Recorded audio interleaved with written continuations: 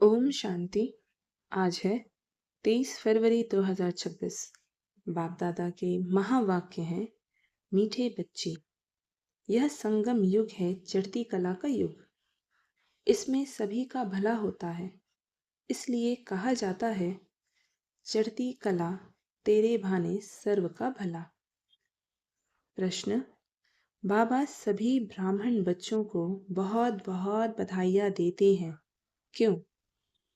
उत्तर। क्योंकि बाबा कहते, तुम मेरे बच्चे मनुष्य से देवता बनते हो। तुम अभी रावण की जंजीरों से छूटते हो। तुम स्वर्ग की राजाई पाते हो, पास विद ऑनर बनते हो। मैं नहीं, इसलिए बाबा तुम्हें बहुत बहुत बधाइयाँ देते हैं। तुम आत्माएं पतंग हो, तुम्हारी डोर मेरे हाथ में है।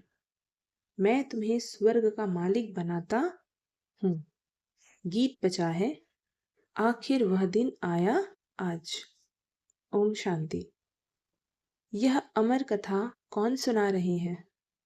अमर कथा कहो, सत्यनारायण की कथा कहो, व तीजरी की कथा कहो, तीनों मुख्य हैं। अभी तुम किसके सामने बैठे हो और कौन तुमको सुना रहे हैं? सत्संग तो इसने भी बहुत किए हैं। वहां तो सब मनुष्य देखने में आते हैं। कहेंगे फलाना सन्यासी कथा सुनाते हैं, शिवानंद सुनाते हैं। भारत में तो ढेर सत्संग है, गली गली में सत्संग है। माताएं भी पुस्तक उठाए बैठ सत्संग करती है, तो वहां मनुष्य को देखना पड़ता है। लेकिन यहाँ तो वंडरफुल बात है, तुम्हारी बुद्धि में कौन है? परमात्मा। तुम कहते हो अभी बाबा सामने आया हुआ है। निराकार बाबा हमको पढ़ाते हैं। मनुष्य कहेंगे वह ईश्वर तो नाम रूप से न्यारा है। बाप समझाते हैं कि नाम रूप से न्यारी कोई चीज है नहीं। तुम बच्चे जानते हो, यहाँ कोई भी साकार मनुष्य नहीं पढ़ाते हैं। और कहाँ भी जाओ, सारी वर्ल्ड में ही साकार पढ़ाते हैं। यहाँ तो सुप्रीम बाप है, जिसको निराकार गॉड फादर कहा जाता है। वह निराकार साकार में बैठ पढ़ाते हैं। यह बिल्कुल नई बात हुई। जन्म बाई जन्म तुम सुनते आए हो, यह फलाना पंडित है, गुरु है, ढेर के ढेर नाम है। भारत तो बहुत बड़ा है। जो भी कुछ सिखाते हैं समझाते हैं वह मनुष्य ही है। मनुष्य ही शिष्य बने हुए हैं। अनेक प्रकार के मनुष्य हैं, फलाना सुनाते हैं। हमेशा शरीर का नाम लिया जाता है। भक्ति मार्ग में निराकार को बुलाते हैं कि हे पतित पावन आओ। वही आकर बच्चों को समझाते हैं। तुम बच्चे जानते हो कि कल्प कल्प सारी दुनिया जो पतित बन जाती है, उनको पावन करने वाला एक ही निराकार बाप है। तुम यहाँ जो बैठे हो, तुम्हारे में भी कोई कच्चे हैं, कोई पक्के हैं, क्योंकि आधा कल्प तुम देह अभिमानी बने हो। अब देही अभिमानी इस जन्म में बनना है। तुम्हारी देह में रहने वाली जो आत्मा है, उनको परमात्मा बैठ समझाते हैं। आत्मा ही संस्कार ले जाती है। आत्मा कहती है, आरसंग द्वारा ही मैं फलाना हूँ, परंतु आत्मा अभिमानी तो कोई है नहीं। बाप समझाते हैं, जो इस भारत में सूर्यवंशी चंद्रवंशी थे, वही इस समय आकर ब्राह्मण बनेंगे, फिर देवता बनेंगे। मनुष्य देह अभिमानी रहने के आदती हैं। देही अभिमानी रहना भूल जाते हैं। इसलिए बाप घड़ी घड़ी कहते हैं, देही अभिमानी बनो। आत्मा ही भिन्न भिन्न चोला लेकर पाठ बजाती है। यह है उनके ऑर्गन्स। अब बाप बच्चों को कहते हैं, मन मना भव। बाकी सिर्फ गीता पढ़ने से कोई राज्य भाग थोड़ी मिल सकता है। तुमको इस समय त्रिकालदर्शी बनाया जाता है। रात दिन का फर्क हो गया है। बाप समझाते हैं, मैं तुमको राजयोग सिखाता हूँ। श्री कृष्ण तो सतयुग का प्रिंस है।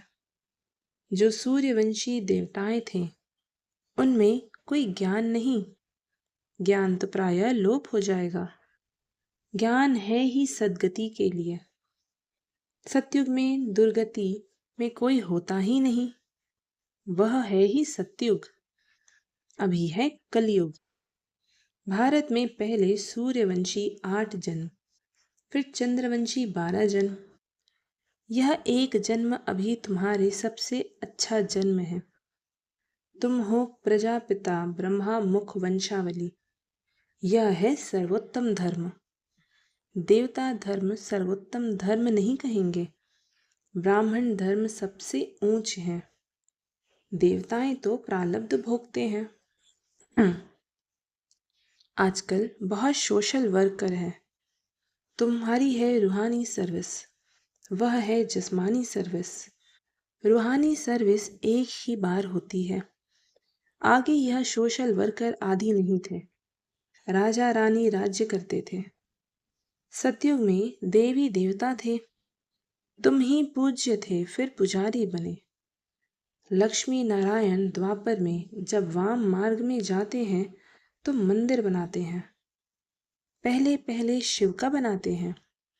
वह है सर्व का सद्गति दाता, तो उनकी जरूर पूजा होनी चाहिए। शिव बाबा ने ही आत्माओं को निर्विकारी बनाया था ना।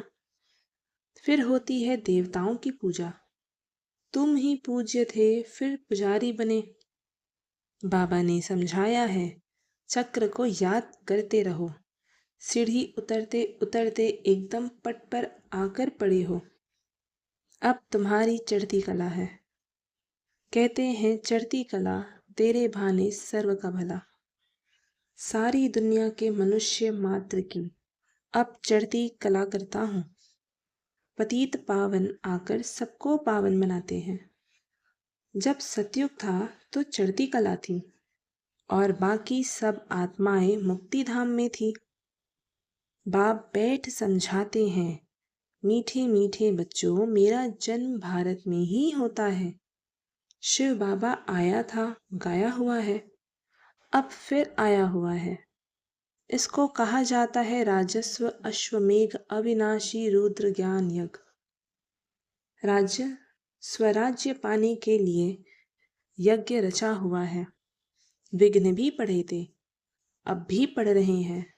माताओं पर अत्याचार होते हैं। कहते हैं बाबा हमको यह नग्न करते हैं, हमको यह छोड़ते नहीं हैं। बाबा हमारी रक्षा करो। दिखाते हैं द्रौपदी की रक्षा हुई। अभी तुम 21 जन्मों के लिए बेहद के बाप से वर्षा लेने आए हो। याद की यात्रा में रहकर अपने को पवित्र बनाते हो, फिर विकार में गए तो खल्लास, एकदम गिर पड़ेंगे। इसलिए बाप कहते हैं पवित्र रहना जरूरी है। जो कल पहले बने थे वही पवित्रता की प्रतिज्ञा करेंगे। फिर कोई पवित्र रह सकते हैं? कोई नहीं रह सकते। मुख्य बात है याद की। याद करेंगे, पवित्र रहेंगे और स्वदर्शन चक्र फिराते रहेंगे तो फिर ऊंच पद पाएंगे। विष्णु के 2 रूप राज्य करते हैं ना, परंतु विष्णु को जो शंख चक्र दे दिया है वह देवताओं को नहीं था, लक्ष्मी नारायण को भी नहीं था। विष्णु तो सूक्ष्म वतन में रहते हैं, उनको चक्र के नॉलेज की दरकार नहीं। वहाँ मूवी चलती है। अभी तुम जानते हो कि हम शांति धाम के रहने वाले हैं। वह है निराकारी दुनिया। अब आत्मा क्या चीज है वह भी मनुष्य मात्र नहीं जानते। कह देते आत्मा सो परमात्मा। आत्मा के लिए कहते हैं एक चमकता हुआ सितारा है जो भ्रुकुटी के बीच रहता है। इन आँखों से देख ना सके। भल कोई कितना भी कोशिश करे, शीशे आदि में बंद करके रखे कि देखे कि आत्मा निकलती कैसे है। कोशिश करते हैं परंतु किसी को भी पता नहीं पड़ता है आत्मा क्या चीज़ है, कैसे निकलती है। बाकी इतना कहते हैं आत्मा स्टार मिसल है, दिव्य दृष्टि बिगर उसको देखा नहीं जाता। भक्ति मार्ग में बहुतों तो साक्षात्कार होता है। लिखा हुआ है अर्जुन को साक्षात्कार हुआ, अखंड ज्योति है। अर्जुन ने कहा हम सहन नहीं कर सकते। बाप समझाते हैं इतना तेजोमय आदि कुछ है नहीं। जैसे आत्मा आकर शरीर में प्रवेश करती है, पता थोड़ा ही पड़ता है। अब तुम भी जानते हो कि बाबा कैसे प्रवेश कर बोलते हैं। आत्मा आकर बोलती है। यह भी ड्रामा में सारा नूद है। इसमें कोई के ताकत की बात नहीं। आत्मा कोई शरीर छोड़ जाती नहीं है। यह साक्षात्कार की बात है। वंडरफुल बात है ना। बाप कहते हैं मैं भी साधारण तन में आता हूँ। आत्मा को बुलाते हैं ना। आगे आत्माओं को बुलाकर उनसे पूछते भी थे। अभी तो तमो प्रधान बन गए हैं ना। बाप आते ही इसीलिए हैं कि हम जाकर पतितों को पावन बनाएं। कहते भी हैं 84 जन्म, तो समझाना चाहिए कि जो पहले आए हैं उन्होंने ही जरूर 84 जन्म लिए होंगे। वह तो लाखों वर्ष कह देते हैं। अब बाप समझाते हैं तुमको स्वर्ग में भेजा था, तुमने जाकर राज्य किया था। भारतवासियों को स्वर्ग में भेजा था, राजयोग सिखाया था संगम पर। बाप कहते हैं मैं कल्प के संगम युगे आता हूँ। गीता में फिर युगे युगे अक्षर लिख दिया है। अभी तुम जानते हो हम सीढ़ी कैसे उतरते हैं फिर चढ़ते हैं। चढ़ती कला फिर उतरती कला। अभी यह संगम युग है, सर्व की चढ़ती कला का युग। सब चढ़ जाते हैं, सब ऊपर में जाएंगे, फिर तुम आएंगे स्वर्ग में पाठ बजाने। सतयुग में दूसरा कोई धर्म नहीं था। उनको कहा जाता है वाइसलेस वर्ल्ड। फिर देवी देवताएं वाम मार्ग में जाकर सब विशेष होने लगते हैं, यथा राजा रानी तथा प्रजा। बाप समझाते हैं हे भारतवासी तुम वाइसलेस वर्ल्ड में थे, अब है विशेष वर्ल्ड।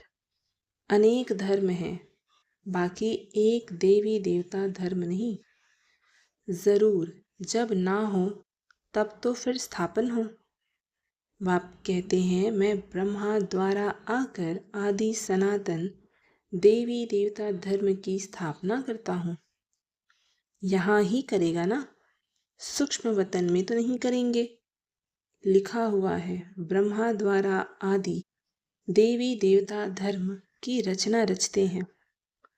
तुमको इस समय पावन नहीं कहेंगे, पावन बन रहे हैं। टाइम तो लगता है ना। पतित से पावन कैसे बने, यह कोई भी शास्त्रों में नहीं है। वास्तव में महिमा तो एक बाप की है। उस बाप को भूलने के कारण ही आर्फन बन पड़े हैं, लड़ते रहते हैं। फिर कहते हैं सब मिलकर एक कैसे हो, भाई भाई है ना। बाबा तो अनुभवी है, भक्ति भी इसने पूरी की है, सबसे अधिक गुरु किए हुए हैं। अब बाप कहते हैं इन सबको छोड़ो, अब मैं तुमको मिला हुआ हूँ, सर्व का सद्गति दाता। एक सत श्री अकाल कहते हैं ना। अर्थ नहीं समझते, पढ़ते तो बहुत रहते हैं। बाप समझाते हैं अभी सब पतित हैं, फिर पावन दुनिया बनेगी। भारत ही अविनाशी है, यह कोई को पता नहीं है। भारत का कभी विनाश नहीं होता है, ना कभी प्रलय होती है। यह जो दिखाते हैं सागर में पीपल के पत्ते पर श्री कृष्ण आए, अब पीपल के पत्ते पर तो बच्चा आ न सके। बाप समझाते हैं, तुम गर्भ से जन्म लेंगे, बड़े आराम से। वहां गर्भ महल कहा जाता है, यहाँ है गर्भ जेल। सतयुग में है गर्भ महल। आत्मा को पहले से ही साक्षात्कार होता है, यह तन छोड़ दूसरा लेना है। वहाँ आत्मा अभिमानी रहते हैं।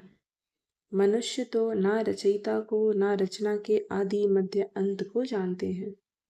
अभी तुम जानते हो, बाप है ज्ञान का सागर, तुम मास्टर सागर हो। तुम माताएं हो नदियाँ, और यह गोप है ज्ञान मान सरोवर। यह ज्ञान नदियाँ हैं, तुम हो सरोवर। प्रवृत्ति मार्ग चाहिए ना। तुम्हारा पवित्र गृहस्थ आश्रम था, अभी पतित है। बाप कहते हैं, यह सदैव याद रखो कि हम आत्मा हैं। एक बाप को याद करना है। बाबा ने फरमान दिया है, कोई भी देहधारी को याद ना करो। इन आँखों से जो कुछ देखते हो वह सब खत्म हो जाना है। इसलिए बाप कहते हैं, मन मना भव मध्याजीव भव। इस कब्रिस्तान को भूलते जाओ। माया के तूफान तो बहुत आएंगे, इनसे डरना नहीं है। बहुत तूफान आएंगे, परंतु कर्मेंद्रियों से कर्म नहीं करना है। तूफान आते हैं तब जब तुम बाप को भूल जाते हो। यह याद की यात्रा एक ही बार होती है, वह है मृत्यु लोक की यात्राएं। अमर लोक की यात्रा यह है। तो अब बाप कहते हैं, कोई भी देहधारी को याद ना करो। बच्चे शिव जयंती की कितनी तारे भेजते हैं। बाप कहते हैं तत्वम। तुम बच्चों को भी बाप बधाई देते हैं। वास्तव में तुमको बधाइयाँ हों, क्योंकि मनुष्य से देवता तुम बनते हो।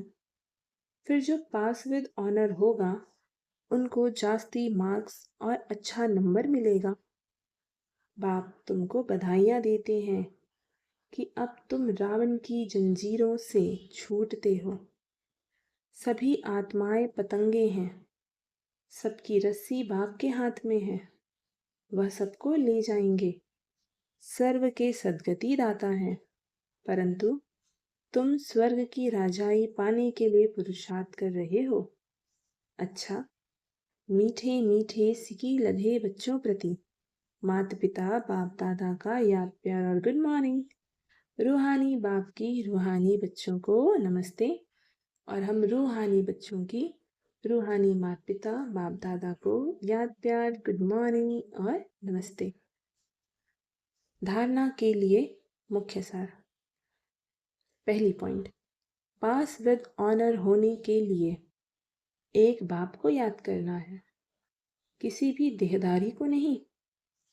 इन आँखों से जो दिखाई देता है उसे देखते भी नहीं देखना है। दूसरी पॉइंट, हम अमर लोक की यात्रा पर जा रहे हैं, इसलिए मृत्यु लोक का कुछ भी याद ना रहे। इन कर्मेंद्रियों से कोई भी विकर्म ना हो, यह ध्यान रखना है। आज का वरदान, अपने शिक्षा स्वरूप द्वारा शिक्षा देने वाले शिक्षा संपन्न योग शिक्षक भव। योग शिक्षक उसे कहा जाता है जो अपने शिक्षा स्वरूप द्वारा शिक्षा दे, उनका स्वरूप ही शिक्षा संपन्न हो। उनका देखना चलना भी किसी को शिक्षा देगा। जैसे साकार रूप में कदम कदम पर कर्म शिक्षक के रूप में प्रैक्टिकल में देखा, जिसको दूसरे शब्दों में चरित्र कहते हैं। किसी को वाणी द्वारा शिक्षा देना तो कॉमन बात है, लेकिन सभी अनुभव चाहते हैं, तो अपने श्रेष्ठ कर्म श्रेष्ठ संकल्प की शक्ति से अनुभव कराओ। आज का स्लोगन, संकल्पों की सिद्धि प्राप्त करने के लिए आत्मशक्ति की उड़ान भरते चलो। ये अव्यक्त इशारे एकता और विश्वास की विशेषता द्वारा सफलता संपन्न बनो। संगठन को एकता के सूत्र में पिरोने के लिए वाणी की शक्ति पर विशेष ध्यान दो। वाणी सदा निर्मल हो, कम बोलो, धीरे बोलो और मीठा बोलो। सम्मानजनक बोल ही बोलो। अभी तक साधारण बोल ज्यादा है। अलौकिक बोल हो, फरिश्ते के बोल हो, हर बोल मधुर हो। इस बात पर अंडरलाइन करो, तब प्रत्यक्षता होगी। ओम शांति।